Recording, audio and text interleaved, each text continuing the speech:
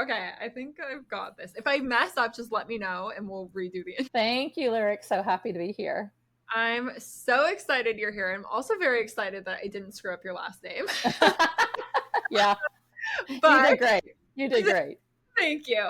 I am so excited to have you on because we are going to dive deep into all things storytelling. Yeah. And I was talking to you off air about this, but I just think that storytelling is the glue that people, and the missing piece that people are missing, not only in their visuals, but also their marketing, their branding as a whole. So I just think that this episode is going to be such a treat, and people are going to be like pulling out their notebooks. So if you're listening, yes, get those notebooks ready. Get the pen and paper because we're going to cover a lot in this episode. First and foremost, I want to introduce you to our audience. I want you just to give us an insight on who you are, what your business is, and like how you kind of do what you do. Sure. Yes, I'm happy to share. My company's name is LightBeamers, and I'm the CEO and founder of LightBeamers. We've been in business a little over 9.5 years. But I come to that with about 30 plus years of experience in the storytelling world. Prior to launching and owning LightBeamers, I was a television journalist and a video producer and a brand storyteller, all of those things over the last, prior 20 years prior to LightBeamers. And essentially, as a trained journalist, and also later as a video producer and a brand storyteller for companies, my job was to tell people stories. My job was to go and get the human stories told that would help companies and brands, and then ultimately news stations back in the day, sell their stories. And so that's all I've ever done, to be honest with you, is work in people's stories and work in storytelling. So I've been on the media side of things. I've been on the video production side of things. I've been in the digital marketing side of things, which really helped me when I decided to launch LightBeamers. The big differentiator between what I do at LightBeamers versus what I did back then is I saw through my years of interviewing people and talking to people about their story and being the person that helped them put their story together for them, was I saw such a huge disconnect when I would complete the story and I would kind of hand it over as a package, much like what you guys do at WorkPlay branding, right? You're like, here's your visuals. And they're like, oh my gosh. I noticed so many people would say to me, that's my story. You got that out of our interview? Holy cow. Like, they didn't even know what their story was, right? And they couldn't even conceptualize that this story that I produced, because once they saw it, they realized how powerful it was and how impactful it was. And they just didn't see that for themselves.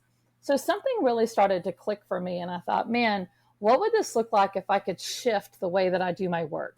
Instead of going and being the one that goes and does it all for them, what if I could bring to the table more teaching and programs and offers that would help them dig those stories out on their own with some help? Of course, I'm still there to guide, but I'm not doing it for them, right? I'm helping them find it for themselves so that it becomes a skill, a storytelling skill that you can use over and over and over again, certainly in business. This is super relevant in business, but it works in a lot of capacities, right? And so that's primarily the big shift that we do at LightBeamers, is we are not there to do it for you. We're really there to help guide you and facilitate the excavation process, as well as help you learn really what are the components of a really good story. How are you going to discern all the pieces of your story, which ones to tell, which ones to put out there publicly, how to put it together in a way that is compelling for your audience, and so that your audience is drawn closer to you, because that's the beauty of storytelling, is it creates a connection piece between yourself and your audience. So through a variety of ways, that's what we do here at LightBeamers, and that's been my expertise for 30 years. Were you always into storytelling, like growing up? I'm just curious on like yes. how this evolved into a career because it's so fascinating. Yes, absolutely. I mean, from a very early age, I was involved in storytelling. Number one, as a kid, I was a voracious reader. I was always reading. I had my nose in a book, and at that time it was a lot of fiction, a lot of fiction. So stories that would kind of captivate my imagination. And those really did just seep into me over the years. And coupled with that, at a very early age, I picked up journaling. No one really taught me how to journal. I mean, you don't have to be taught how to journal, but no one really, I don't know where that came from, other than that was just, I think I'm just wired to process my feelings and my thoughts that way. So I was always scribbling stuff down in a notebook, and I would write poetry. I did a lot of writing as a young girl. Nothing that was ever published, or it was all for my own private consumption, but that did parlay later on to becoming a journalist and doing a lot of writing.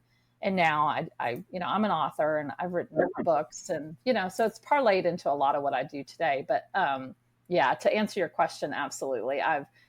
The other thing that I did this as a young girl, but the other thing that fed that was curiosity.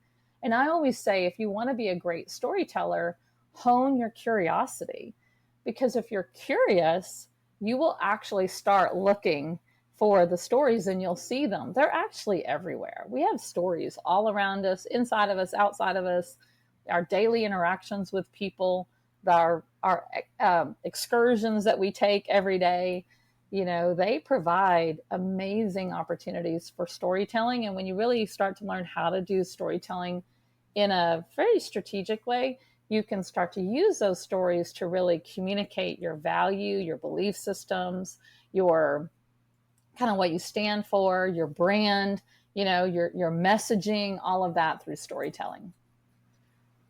I love this. I think this is so powerful, and it makes sense, how you kind of got into storytelling from being so curious about reading.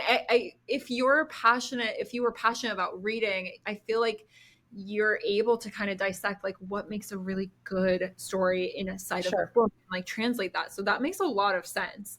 I'm really interested to know, like, what are the components of a good story? And we can kind of start there because I want to get into this episode and have really amazing takeaways. But I think we need to start with like, what are those components of a really good story? Yeah, this is going to be super simple, and that's the good news. Storytelling is not complicated. If you look back to even the beginning of storytelling, which was literally dates back to the caveman days, right? They had their inscriptions on inside the walls of the caves, which was simply just to document their existence, which is really what storytelling does, right? It just documents our existence. And if you look at Disney and fairy tales, the nursery rhymes that we would read as a kid, and all like good romance novels, right? It's once upon a time is the beginning, and then there's the middle, which in the fairy tale land is the knight in shining armor arrives to save the damsel in distress. And then the last part is they live happily ever after. Now, how I describe those three components of story is a little bit different, but it's really all the same. And it's, if you've done any work, like if you've studied Joseph Campbell's Hero's Journey and things like that, it's all starting to sound very similar. I didn't create this. Storytelling is really just pretty simple to begin with. But I like to frame it in different wording because I think it makes it easier to find the story inside of you this way. So I still have three parts to the framework, and they are called the before, the transformation, and the other side.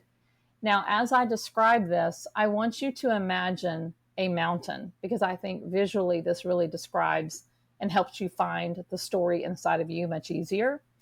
So when you look at a mountain, there's the base of the mountain where you might be standing before you climb. When you climb, the ultimate goal is to get up to the top. And then once you get up to the top, then the other side, which is going down the other side, is going downhill. So the before, the transformation, the other side. When you're at your before stage of your story, this is the part of your story that basically gives some sort of historical context to the story that you're about to tell, right? So you have to give your audience an understanding of where you were before you climbed your mountain. Where were you? And typically in our stories, this is the part of our story that you don't have it all figured out yet. There might be some sort of struggle, some sort of pain, some sort of discord, some sort of unrest, unruliness, anything like that, right? And the beginning of your mountain is that you kind of standing at the beginning of your journey going, I don't really know what I'm about to do, but I know I got to do something besides this, right? And when you start climbing your mountain, that's an arduous climb. It's not always easy. You might fall down, get your knees bloodied. You might get off the trail a little bit. The trail map might not exist, and you've kind of wander. But ultimately, when you get up to the top of the mountain, which is now your transformation, you see the view, you see the vista, you see like, oh my gosh, this climb was so worth it. This arduous climb that I've been on, this sweaty, hot mountain climb that I've been doing is so worth it, because now my perspective has shifted. I see things differently. I see the view. I see why I had to go on this journey. So in your own story, when you had something that was creating chaos or discontent or unhappiness or, pain, struggle, strife, any of those things, what was the journey that you then went on, and what was the thing that allowed you to have that transformation? For some people, it's something quick. For others, it's a season of life, but over time, you do start to see things differently. So you need to describe that to your audience, because it's important that your audience go on that journey with you as you storytell, right? If you just stand at one side of the mountain and take people to the other side of the mountain, they can't go there with you because there's a huge mountain in their way. And they don't understand how you got from step A to step B or step A to Z, right? They're like, what? How did you do that? That makes good for you, but that tells me nothing. And that's the mistake that a lot of people make with storytelling, is they just tell stories in chronological order. I was unhappy, and then I found another job. I was, in a terrible relationship. I got divorced. I mean, they don't really take people on the journey. And so don't miss the middle part, which is the transformation.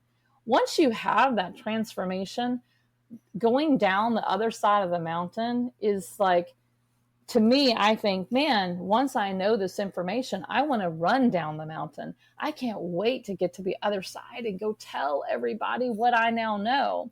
And if you think about brand storytelling, this is oftentimes where our brands are born. This is oftentimes where our story sits, which is really why we have the story that we want to tell to begin with.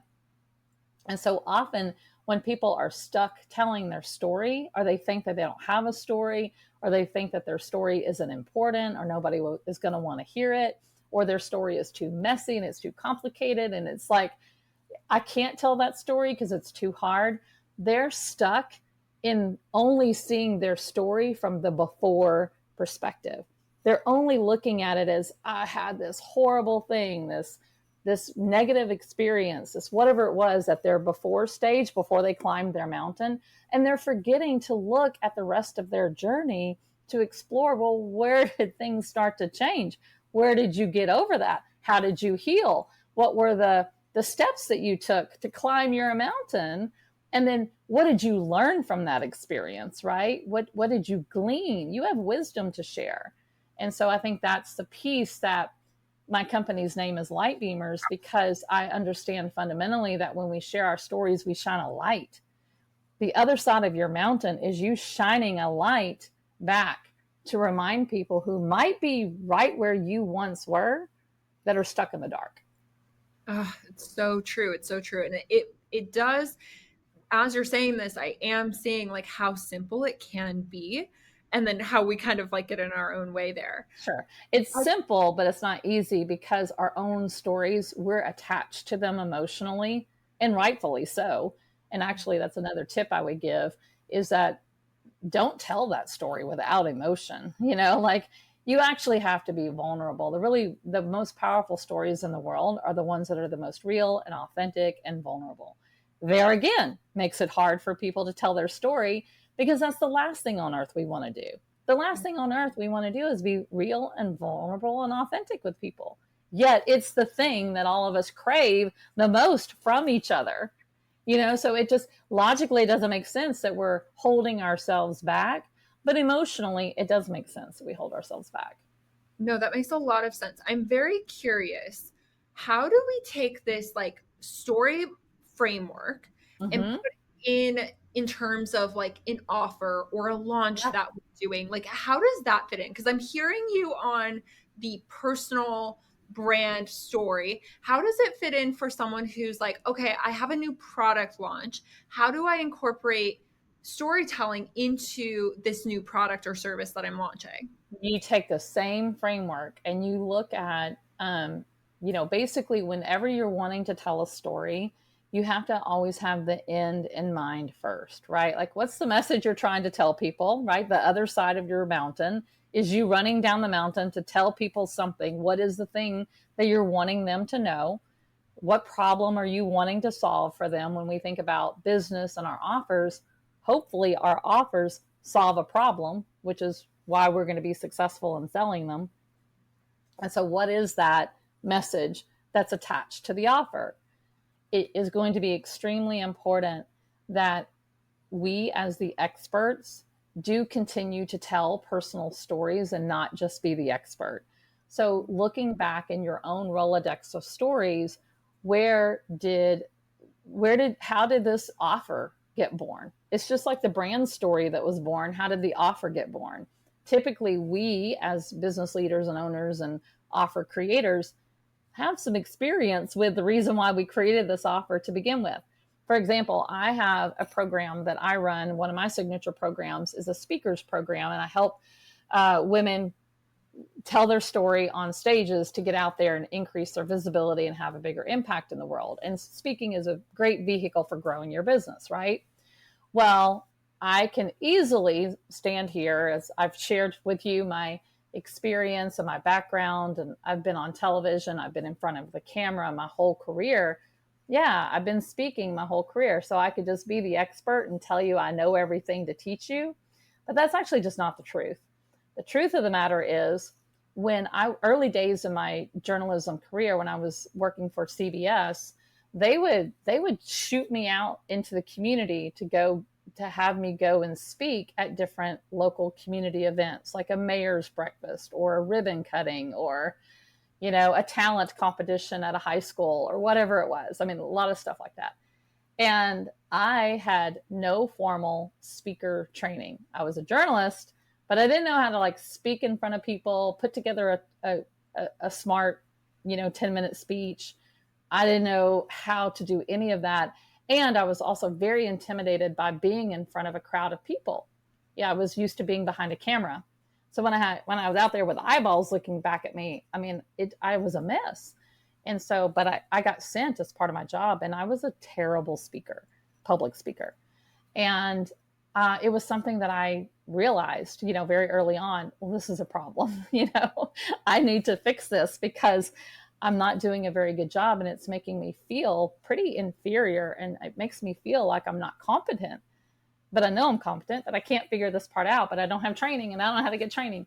So long story short, I invested time on figuring out how to become a better speaker. I kept putting myself out there, was part of the practice that I needed.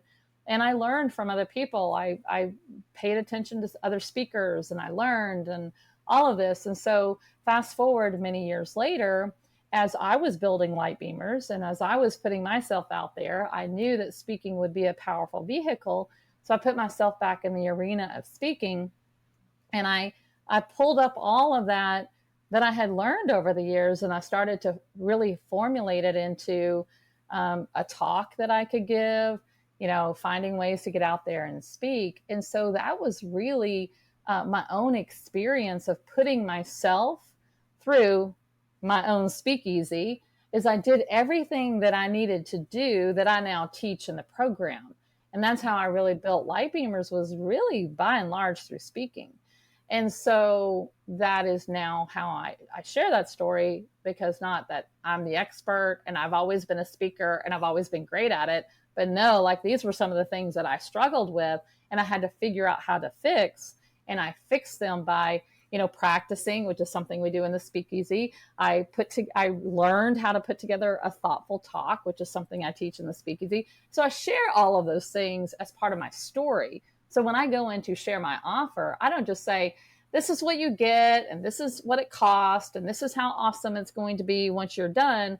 I share with them my own personal experience of my own journey through speaking and how putting these things into play has allowed me and helped me become a much more powerful speaker, and has allowed me to use speaking to grow my business.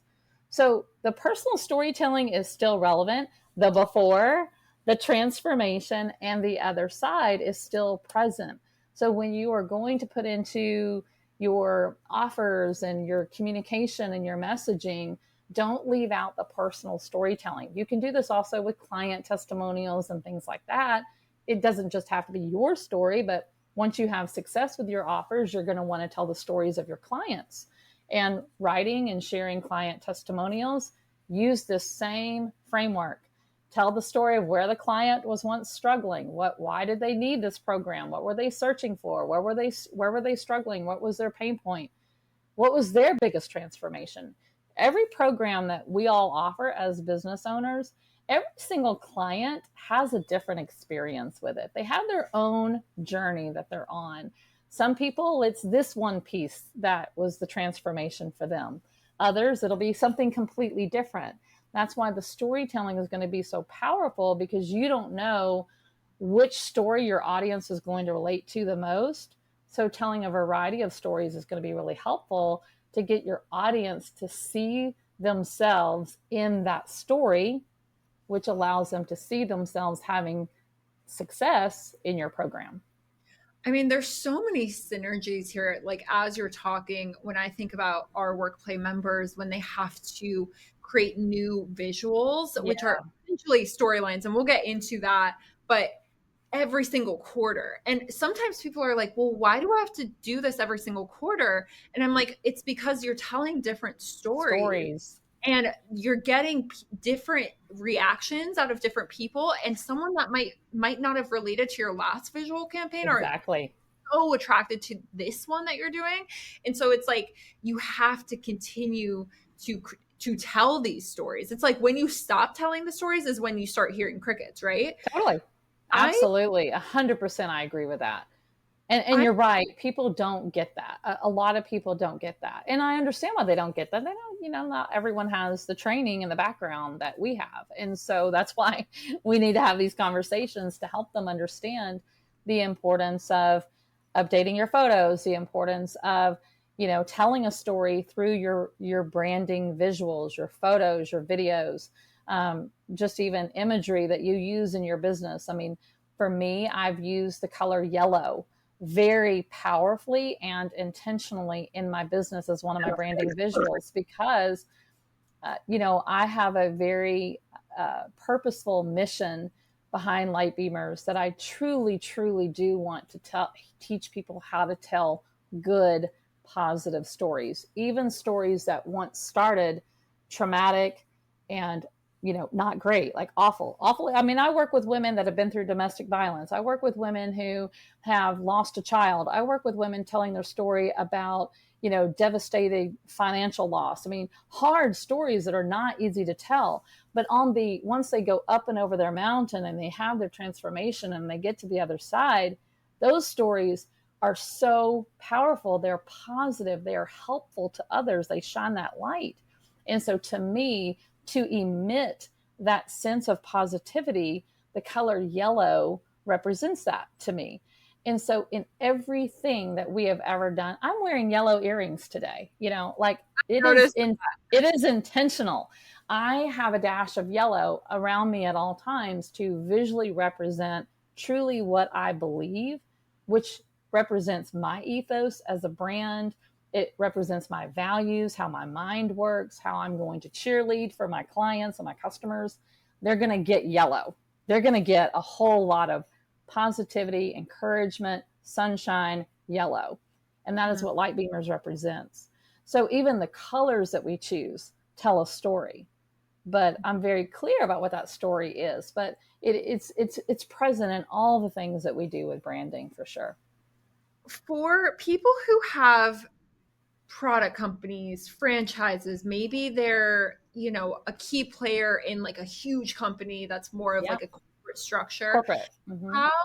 How are those people behind those types of businesses telling stories for the product, the franchise, the corporate company, where it's not necessarily centered around them and more so centered around like the product, the franchise? You know what I mean? Because we do serve a lot of people who are not the face of their company, but they're running the marketing, the visual storytelling of the company.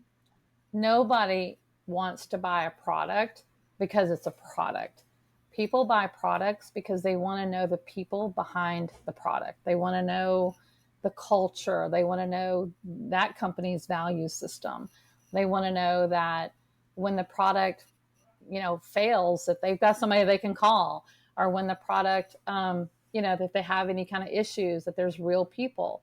So I think that where product owners and product companies and big organizations and like franchise companies go wrong is they focus on the end product too much, and they forget to tell the stories of actually the people that are inside.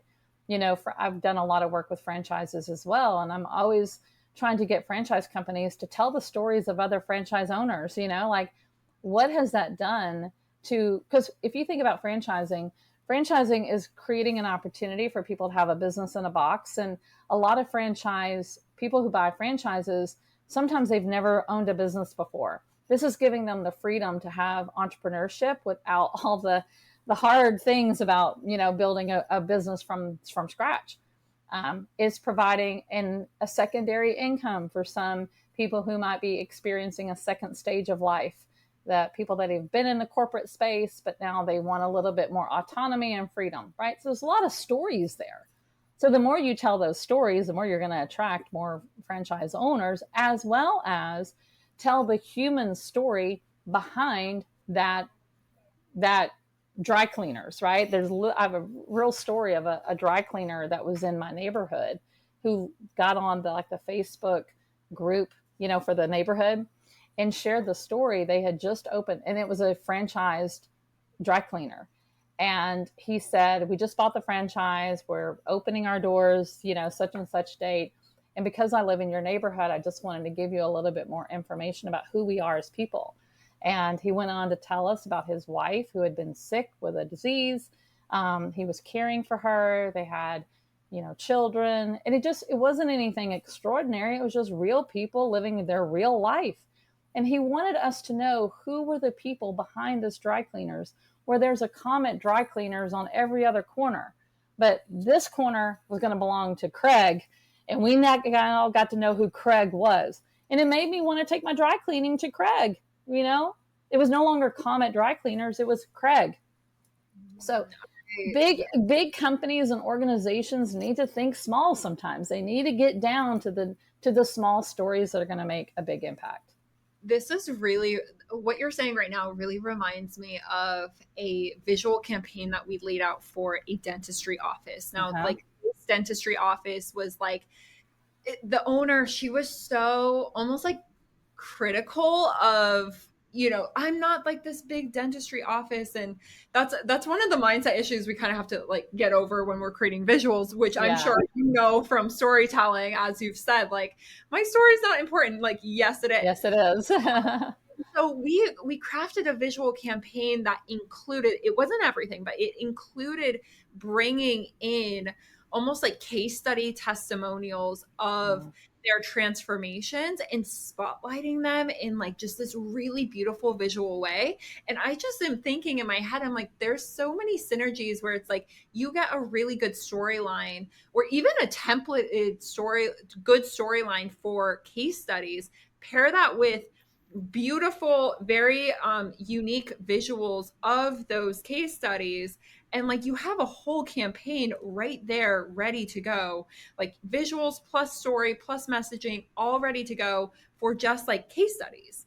And so it's Totally. interesting how the two kind of mesh together. I want to kind of bridge the gap for people, and I'm wondering if we can kind of work through this on this episode, where we sit down with our WorkPlay members and we say, look, here's like the visual piece of it.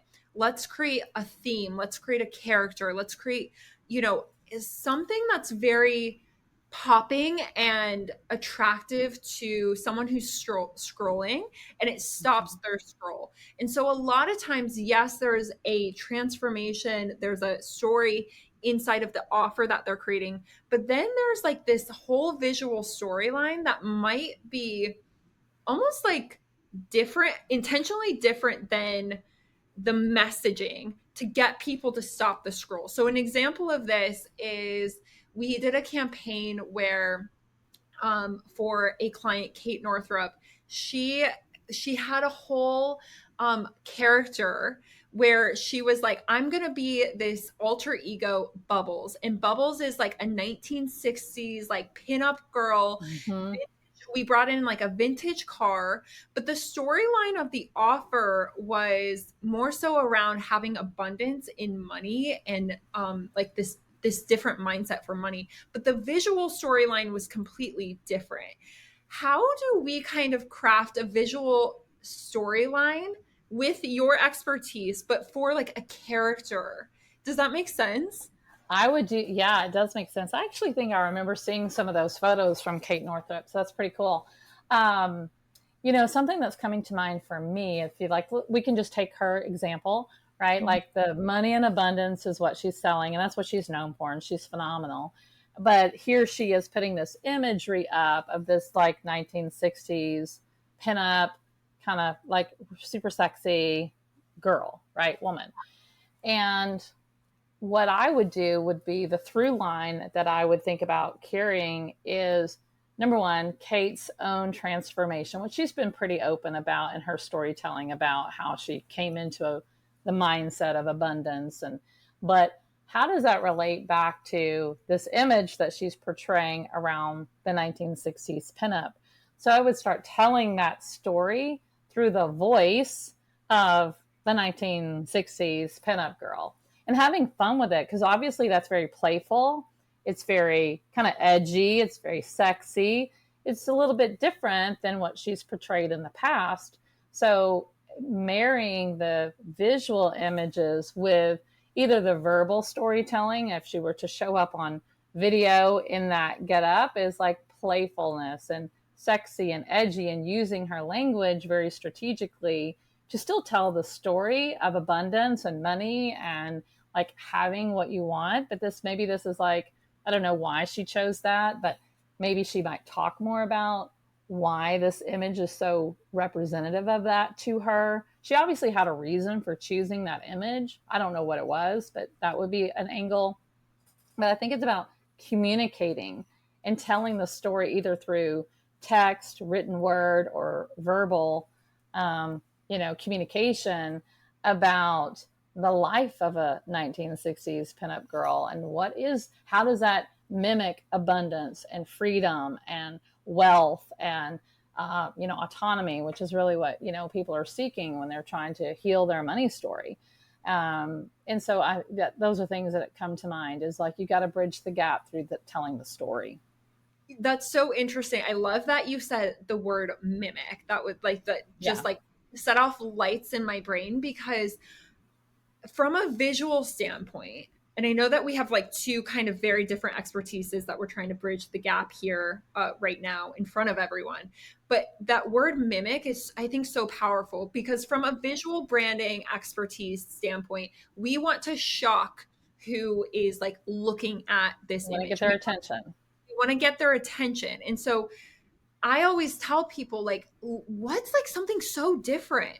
And then Mm-hmm. how do we bridge the gap? And so it's like, once you figure out the story of the offer, it's like, let your mind go wild with like where, because it could be anything, right? It Yeah. could I always give like this insane example of like you're on a camel in the Moroccan desert. How is that related to this offer? Like, can you create the bridges? And it's like, can you create this shocking imagery that mimics and creates bridges to the story that you're telling with the launch or the offer or whatever revenue driving project you're creating visuals That's for? right.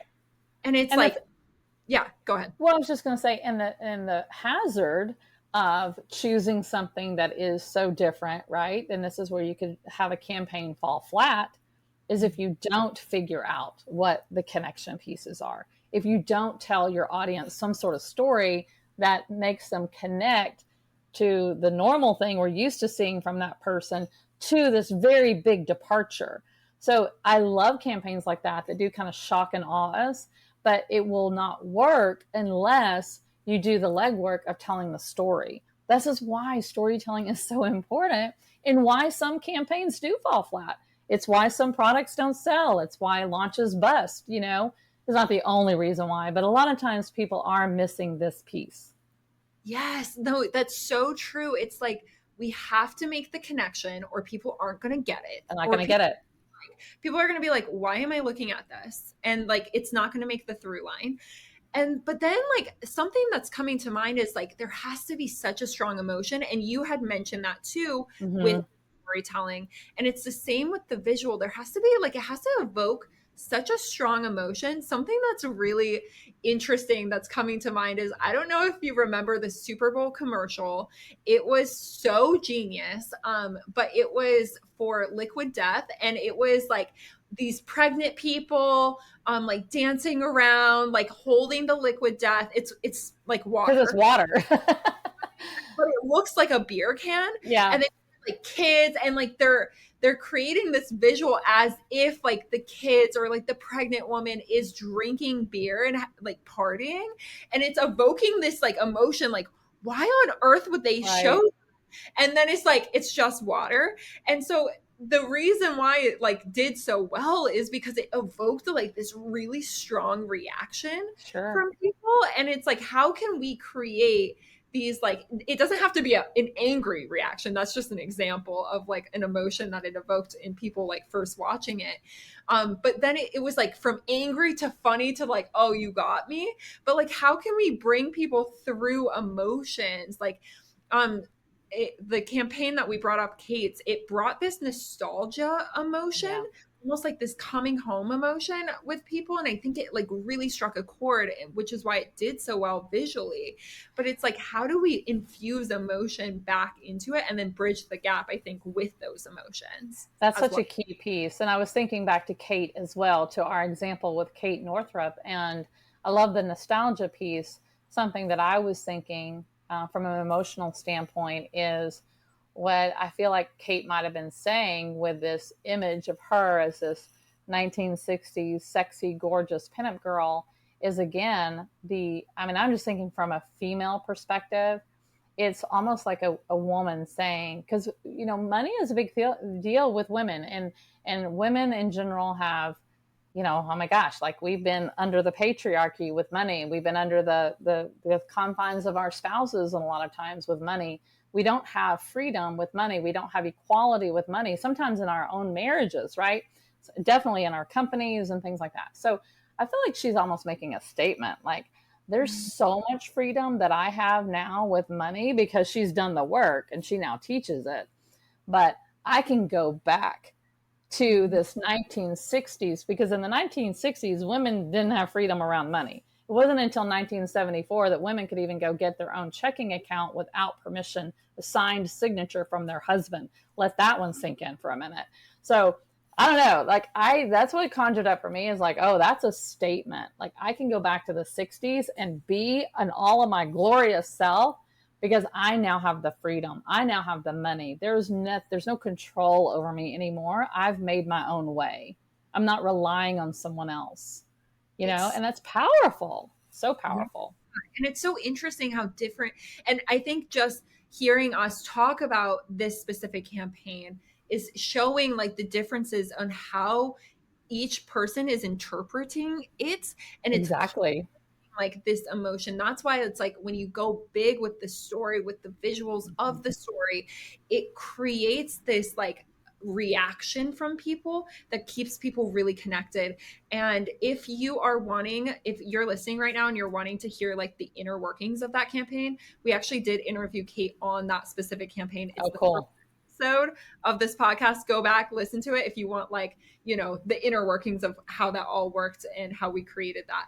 But I really want to get to this question, and it's this idea of like, how do we get that like captivation, right? Like what is that secret sauce to a story that really like captivates someone that we should be looking for whenever we're creating a visual storyline, like our own brand storyline? Like what is that like secret sauce that captivates people? Oh, this is so good. Yeah. It's not any word or any like certain order of telling the story. I mean, I've given you a framework that's definitely going to help. But honestly, you could screw up the framework and still nail it. And that is, you got to own your story. You literally have to do the work to understand your own story. And like I said, take yourself up and over that mountain, get to the other side, and freaking own where you are. And I think for the storyteller that comes out and is just like unapologetic, this is who I am. You don't have to do it from a egotistical standpoint, but just like being authentic and real and vulnerable. The things we talked about earlier around the emotion. But the more that people would just be who they are, like truly, and tell the story, like not hide behind your story anymore. So it's more of an energy that I can't prescribe or tell you exactly, but I think you know what I mean when I'm like, you got to own your story. You have to stop playing small. You have to be who you are. You have to look at your own story and give yourself some freaking credit. Like we've all been through some stuff. We all have something to share. Everyone has a story that is of value and has incredible potential to help other people, Mm. truly to shine that light. But it will never be able to do that until the storyteller shows up.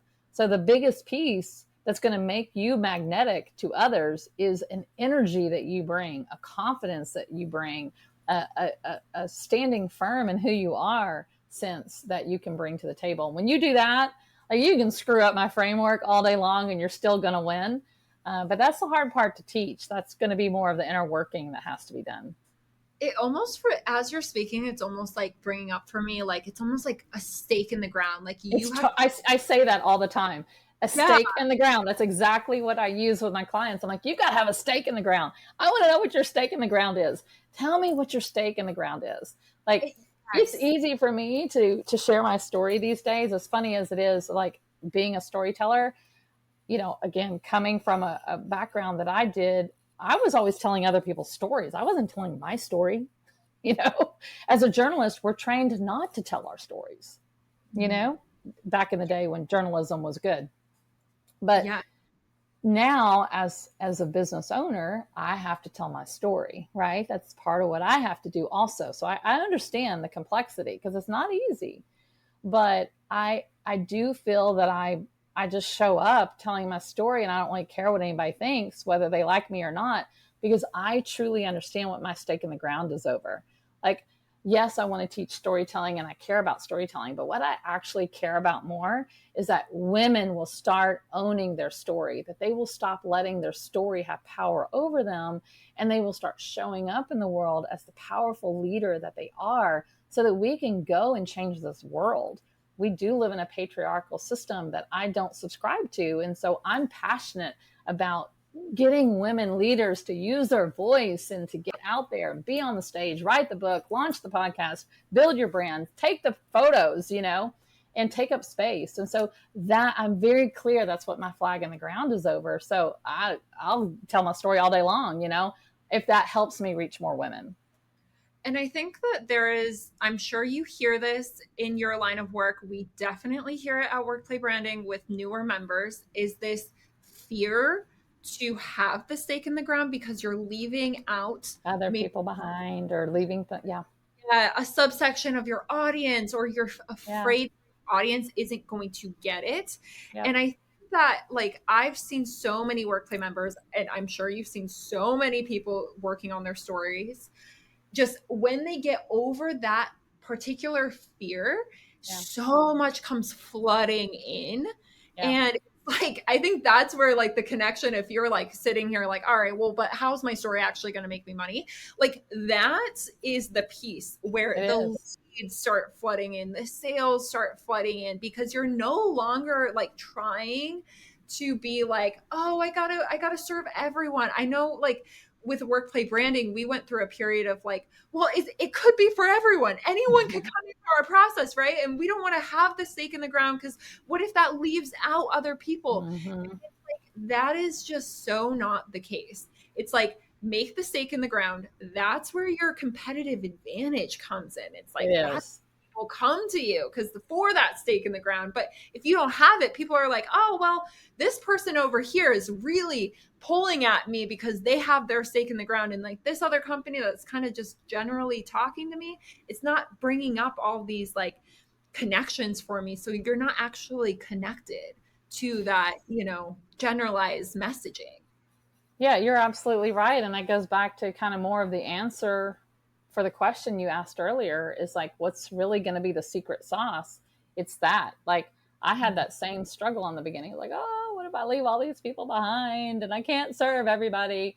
But once I got over that, is when I started showing up more powerfully. I started standing tall and, just showing up with wild abandon. Like, I don't really care what people think anymore.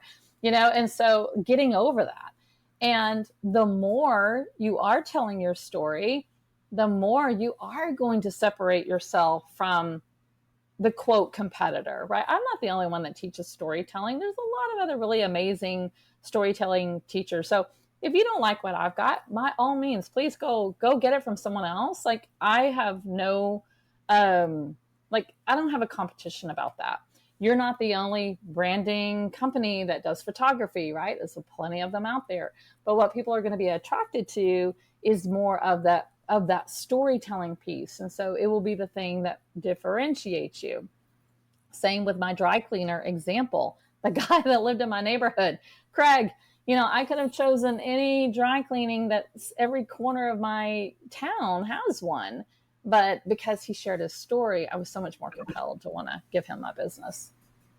So true. So true. Can you leave our audience with just like a piece of advice as they're going through their workplace shoots? Like, what is your number Mm-hmm. one advice that you can leave them with? Yeah, it's in particular to what you guys do and thinking about your branding and thinking about the story that you might be telling with each photo shoot is to, number one, don't keep telling the same story, right? Like, that's not going to be helpful, because the part of branding and photo shoots is you get to have fun. You get to play, like Kate's example of being that pinup girl for a season, right? So find other stories that are interesting to you. Like, go through your own, do some of the work to do your own mountain. And whenever I share that exercise with people, people always come back to me and say, I have a lot of mountains. And I said, of course you do. You don't just have one mountain in your history, you have many mountains.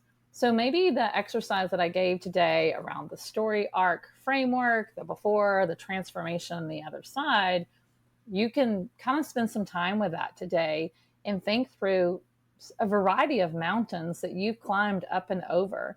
And how could they represent, especially if you're doing branding for your business, you might be looking for more of those business stories, right? So think about your own journey inside your business. Think about your own journey in the offer creations and the products that you have and the teams that you've been able to assemble and the clients that you've been able to serve, and think through those mountains. And that might give you more fun and freedom to go into your photo shoots every quarter, not telling the same story and having some fun with it. I think one thing that is so evident in what you guys do that I love, and it should be evident in what all of us do, is we should be having a little bit of fun, right?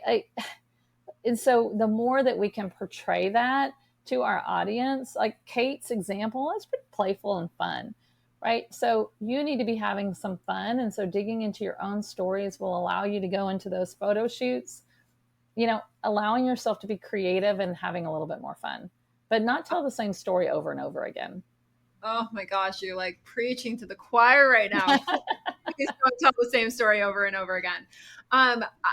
For any of my WorkPlay members listening, take that advice and then go into your one-on-one creative direction calls before each of your photo shoots with Becca, your creative director inside of the process, and bring to her your mountains. Bring to her those kind of fleshed out, because then she can help you with the visual piece of that really nicely going into your next shoot. So you have all of these pieces working together, because I already know there's someone out there listening who's like, I'm not creative enough. Like, okay, then what you need to do is connect with April to get your mountains figured out. Then when you come onto the call with Becca and do your one-on-one creative direction before each of your quarterly shoots, you bring the mountains to Becca, and there you have it. It's like one and done. You're good. Every single quarter, you're like moving and grooving.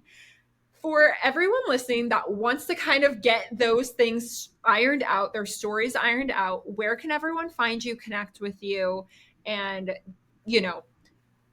integrate all of these amazing strategies into what they're doing with WorkPlay? Yes. Well, the exercise that I gave you today around the story arc, which is basically that mountain, we do have a free guide on our website that you could download and kind of just wordsmith through that. There is an option to do an upgrade for like a small video course, like $20 if you want to take the videos with it.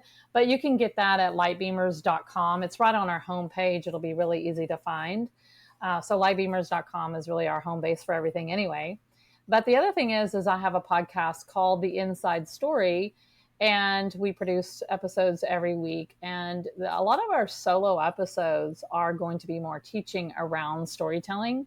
So if you want to hear a little bit more of, what I shared today and a little bit deeper detail of some good teaching, that's a free resource. There is our podcast. And the last place, which is another free resources, all of these are free. We have an online community called the LightBeamers community. And inside our community, it's a free Facebook group. But every week, twice a week, we put out story prompts with an invitation for you to come into our community, practice telling that particular story with a prompt. On Mondays, it's a written prompt, so you're encouraged to write the story. And on Wednesdays, it's a verbal prompt. So we encourage you to tell the story on video. Oh my gosh. First of all, that is so generous. All of your resources. Thank you. I want people to get it. I want people to truly understand that storytelling is not something they're going to flip a switch and be great at. Storytelling is a skill. Everyone can learn it. Everyone can learn it. And you don't have to be a great writer or a fabulous speaker to be able to be an effective storyteller. These are things we can teach you and you can learn over time with practice, which is why that community exists. Is I want to give you a place to practice that's private and safe and encouraging and supportive so that you feel comfortable while it's a little messy. It might be a little messy in the beginning, and that's okay. We will help you get it to be a lot more polished over time. So good. I mean, all of my WorkPlay members, if you aren't in that community before your next shoot, we've got issues. I love it. Thank you so much, April, for coming on. Thanks, Lyric.